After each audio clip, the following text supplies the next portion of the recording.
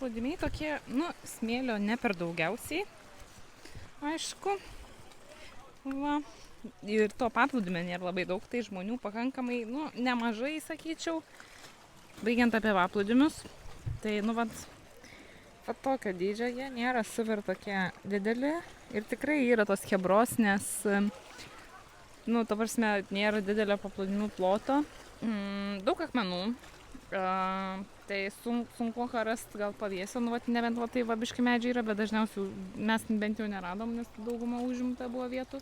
Bet šiaip tai tikrai faina, vanduo labai skaidrus, sakau vėsus, tai kas labai gerai nesatvesina. Ir realiai tai mums liuks, aš Monikos skylėto sombrero pasivogusi esu, bet kad man biški, nes aš tokia baltaodė esu ir labai bijau saulės. Iš tikrųjų, nes Graikijai skaudžiai nudegiau, o Monika tai maugliukas yra. Ta, kur Palangoj ruda jau būna, bronzinė. Prausės jinai su sombrero. Vienintelė tokia ryški visam paplūdimy. Žinot, kaip rodo per visokius muzikinius klipus, kaip mergos labai taip gražiai iš vandens išlipo gracingai. Tai žinokit, tie muzikiniai klipai nėra tiesa, nes pažiūrėkit.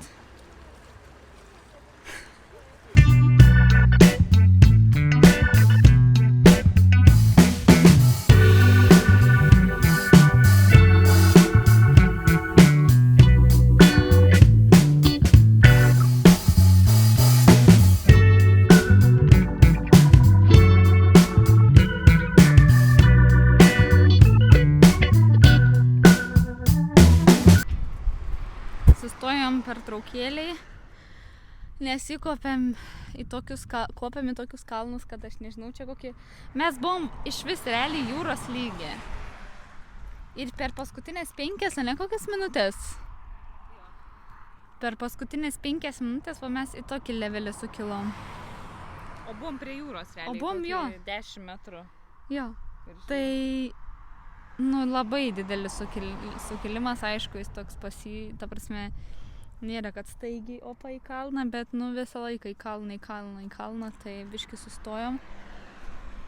Ir nusifotkinti ir vaizdais pasigrožėti, tai žodžiu, geras vaizdelis, labai.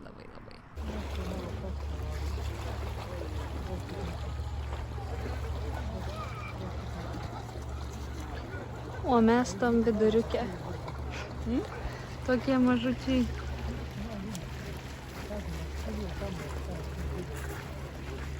Glodės mikros. Su savo big brothers. Jo, mes ir mūsų broliai. Atsikėlėm šį rytą, tai yra aš kėliaus naktį žiauriai, nes pasiparkavom žiauriai gražioj vietoj, bet ant kalno tokio biški. Ir visą naktį buvo nežmoniškai karšta. Ta prasme, nebuvo vėjo ir aš atsikėlinėdavau iš to, kad nebėra kuo kvėpuoti mikriukė. Nors ir stoglangis atidarytas, pilnai langai praverti ten truputėlį kiek plasmasės, plasmasiniai uždangalai yra, tai biški praveriam langus, tiek abudu vairuotojai ir keleivio stoglangis atidarytas ir visą laiką vaikščiojo tas oras, o šią naktį nebuvo vėjo žiauriai. Tai buvo nesveikai karšta, tai biški mažai miego. Tai reikia kažką daryti, galvoju, gal vėjelį kokį bandyti įsigyti, nusipirkti, ar kažkur dar grįžus į Lietuvą dar bandyti antrą stoglangį dėti, ar feną dėti viršui, bet jis nemažai elektros valgo, nežinau, reikia pasvarstyti ir pažiūrėti, kuris čia geresnis variantas būtų. O dabar esam paplūdimiuke. Tam pačiam, kur įrodėme, daug žiauriai žmonių privarė. Mūsų mikriukas kaista ant kalno, net neįsivaizduoju, kiek ten temperatūros, nes dabar yra 11 ryto ir yra 34. Gal kempingą kokį trauksim šiandien? Prašau, tokie vyksta pasiprausimai. Išjudėjom iš savo paplūdimio, išsimaudę, ta prasme, sėdi paplūdimy ir maudais kas 5 minutės ir džiaugies, kaip Dieve padėk to šaltu vandeniu, to lediniu vandeniu, bet jis toksai, kur pavasarį Lietuvoje prie ežero ateini ir žiūri, kaip vanduo, kur ką tik ledas nuėjęs. Ir ta prasme traukia kojas, rankas, traukia tas toks jau, koks šaltas. Tai čia va toks, nors ore plus 36, vanduo visas ant saulės ir jis vis tiek neįkaist. Aš nežinau, ta prasme, kas čia per fenomenas yra, bet mes žiauriai džiaugiamės, kad taip yra, nes tiesiog, žiauriai gerai atvesina ir tu tada gali gyventi kažkaip. Ir tu visą nueini, pasimaudai ir vėl kažkaip tu gyvesnis toksai. Tai va, tai prisivesinom tenais, labai džiaugiamės, kad yra gėlo vandens dušas, tai neplipusios druska važinėjom čionais dabar, labai gera.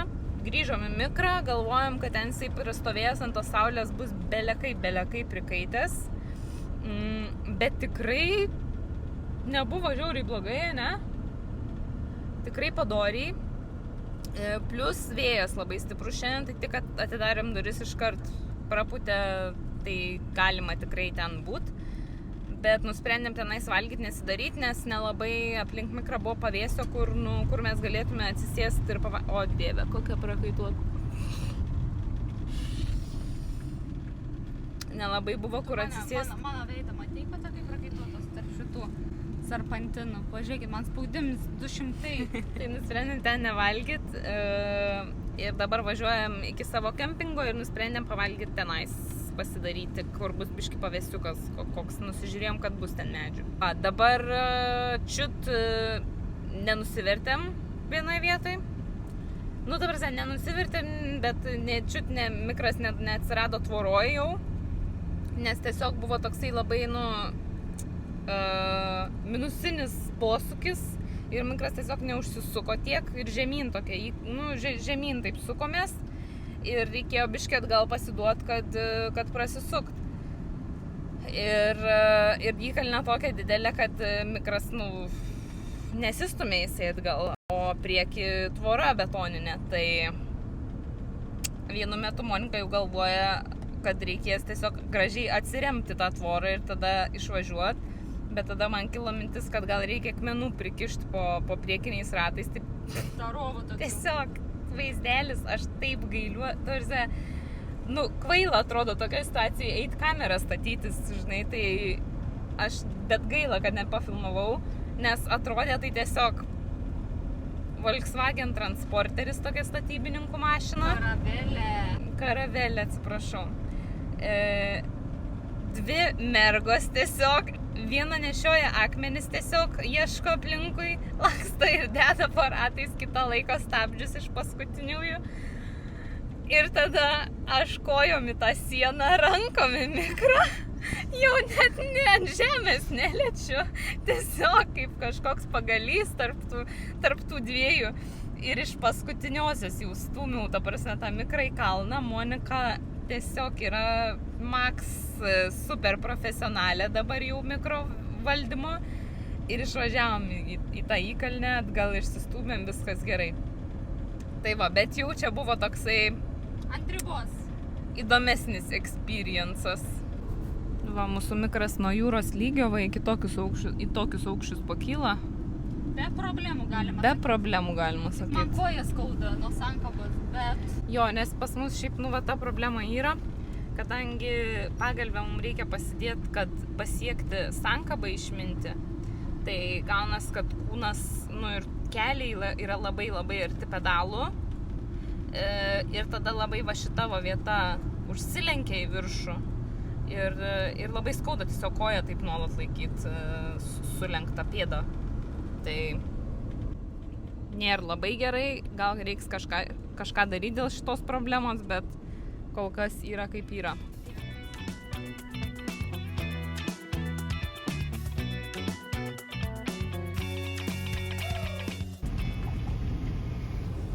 Koks grill? Grill, blėdi.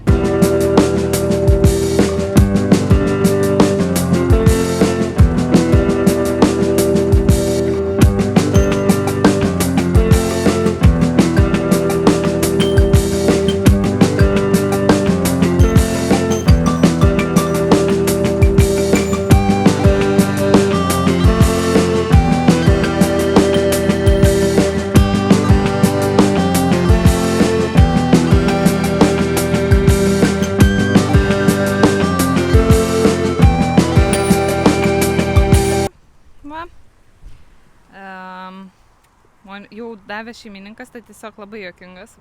Kalba tik vokiškai, angliškai moka pasakyti hello, ok ir correct. Va, tai davė mums visokių knygučių, čia prirodė, kur čia į miestą, visokių tipsų davė. Monikai davė iš vis išgerti likerio vietinio, siūlė ir man, bet man viškai negalima šiom dienom. Va, ir kas yra labai gerai, tai kad kaina labai padori 26 eurai ir eurais priėmė, tai nereikėjo keistis į tas kūnas. Ir čia vat vanduo, kur skirtas mikrams, tai yra geriamas, kas yra labai labai gerai, nes mums nereiks pirkti dar vieno va tokio didžiulio bambalio. Ir galbūt šaltesnis vanduo, ir mes labai apsidžiaugiam, kad yra gerimas, sako, palauk, aš jums atnešiu šalto, ir jis mums atnešė tiesiog šalto vandens bonkę iš ką tik šaldytuvo, ir dabar mes ją bandom išplempti kuo greičiau, kad neatšiltų, nes kai neatšils, tai jau bus Vėmalas vėl. šnipštas iš jos, ane? O Monika yra pasididžiavusi savo vokiečių kalbos mokėjimų dar iš mokyklos laikų. Nu, paserviruok biškį frazių, kokią supratai. Sakė, tankė šion, bitė šion. Aha, nu, čia tiek ir aš rusų mokysi suprantu. Sakė, 23 und 6. Va. Taip. Sakė, jetzt keine Probleme. Tai maždaug tiek. Tai maždaug tiek, ne? Tiek išmokai mokyklai per kiek metų? Kokius 5, 4, 5. Per 4-5 metus 4-5 sakiniai. 8. Lygiai mokiaus 11 ir 12 dar. Labai gerai moku vokiečių. Aš šiaip tai tikrai didžiuojas, labai gerai atvarėm. Varėm dabar kokį 50 kilometrų. Vėl palei serpantinais ir šiandien jau daug geriau man varėsi, ane?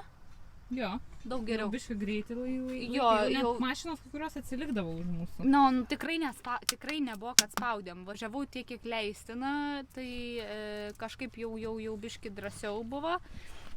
Bet vis tiek biški sudėtinga. Ir ant pačio galo čia jau viskas baigęs tą atkarpą. Sudėtingoji buvo nuo Senį, kaip sakė viena mergina, kuri rašė mums. Sakė, atrodo, ar vyrukas jo.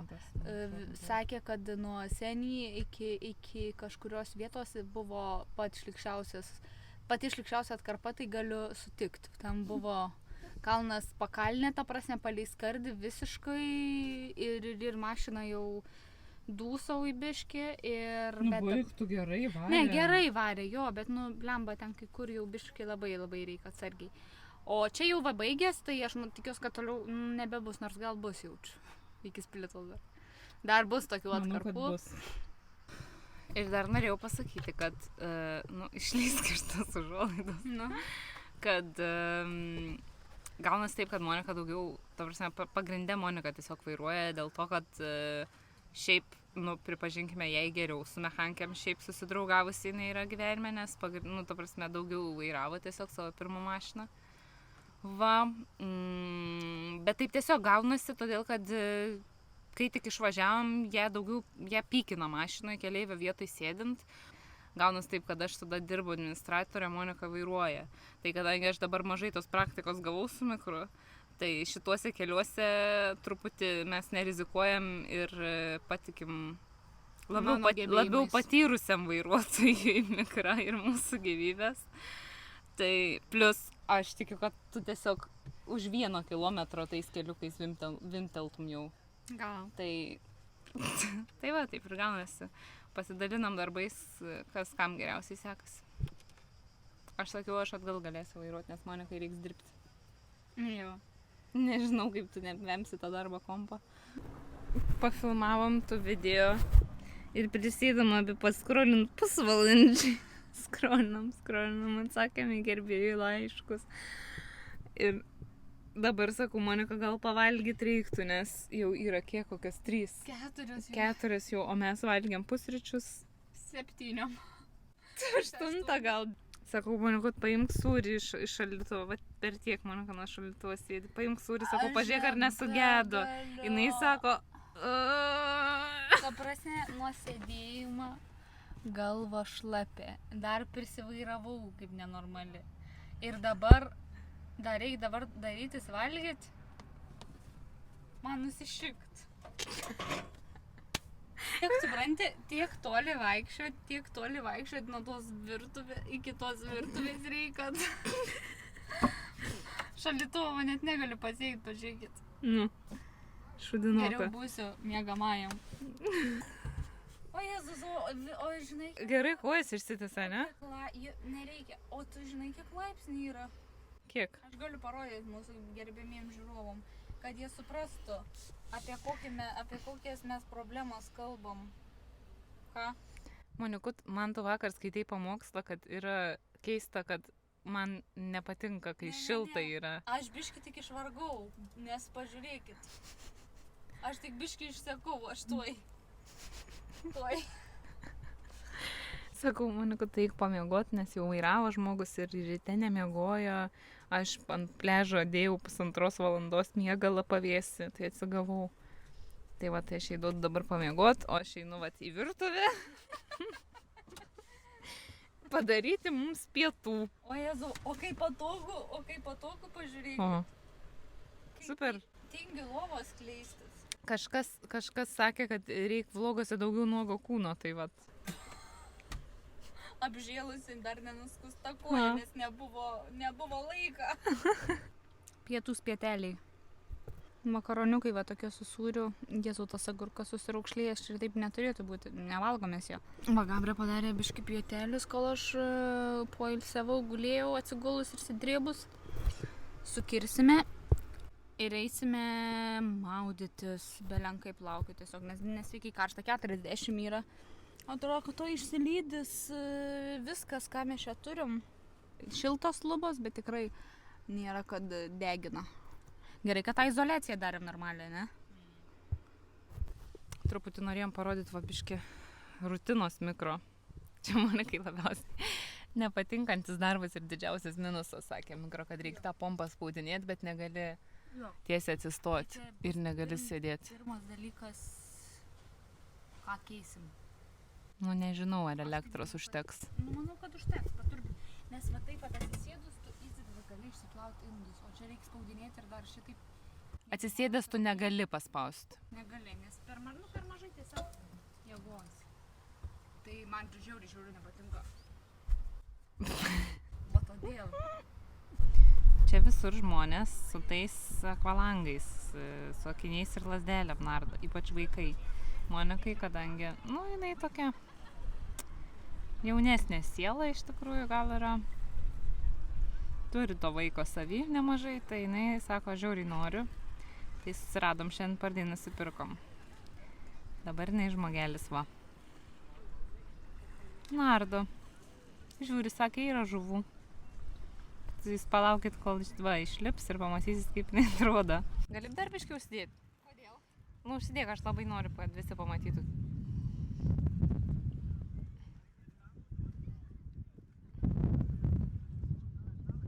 Tik arčiau. Nu, čia dar nieko, jei šiaip, kai užsitempia, tai snukį labai suspaudžiu. Ir dabar grįžome į kempingą prie savo mikro. Eisime į dušą, išsiprausime. Tada gal padariau kažkaip biškį pasirėdysime ir eisim į miestą. Gal į kokį restoraną, kaip žmonės pagaliau.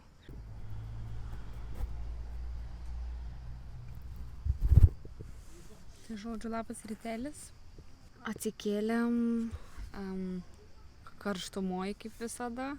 Ne, šiaip visai neblogai buvo, nes kempingiuk esam, tai galima biški ir duris prasiverti, ir langus normaliai atsidaryti, biški saugiau jaučiasi negu šiaip kažkur tai tenai gatvėj. Bet kažkaip nemiegu aš antrą naktį, nežinau kodėl. Kas valandą atsikelinėjo, atrodo, pakankamai tikrai nėra, kad tenai sauna viduj buvo šią naktį. Tikrai pakankamai normali temperatūra, bet kažkas man netinka. Šiandien tai aš manau, kad nemiegoju, nes atsidarėm duris, nes biškai buvo šilta. Ir tiesiog tu kažkokią baimę turi, kad Nežinau. darytos, reikia saugoti tau. Nežinau, šiaip apskritai vėjas toks labai didelis buvo, draskė stoglangį, duris, užuolaidas, žiūri didelis vėjas šiaip buvo. Čia medžiai aplinkui visi, nu, kas čia tokia, figų medžiai aplinkui. Alyvmedžiai. Alyvmedžiai gal. Žodžiu, draskės viskas, tai kažkaip prastai man Gabrė kažkokių davė tabletyčių, kurios padarytos Aš tiesiog iš... po pirmos nakties Lietuvoje, ten tam testiniam pasiniai kelioniai, žinojau, kad jei bus naktų tokių, kur jinai tiesiog zuis aplinkui ir bijos ir tikrins ir žiūrės ir negalės miegoti. Ir aš tiesiog tas tabletės pamačiau, vaisius krausmą ir galvoju, paimsiu.